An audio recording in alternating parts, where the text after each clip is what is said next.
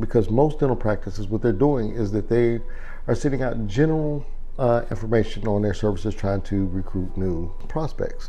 All businesses do the same thing, but it works out better in today's marketing, because if you're doing radio, cost of radio is going up, but the listeners on radio stations are going down, and the radio has to make your money somehow, so they keep inching that cost up, and you're not getting the same results from it. Direct mail response, the postal service keeps raising their cost of mailing out, and it's costing you more to mail out, but you're not getting any improvement on your responses. That's just life. That's just the way it works as an entrepreneur. However, if you start targeting your prospects, or doing what I like to call the perfect prospect profile, you can automatically start saving some money and start zooming in, because you're talking to specific people. Now, let me give you a little example to prove what I'm talking about. But before I go into the example, I want to give my pitch one more time about my book. If you want to take a deeper dive into marketing, I wrote Marketing Blueprint for Dentists. You can pick it up at marketingblueprintfordentists.com.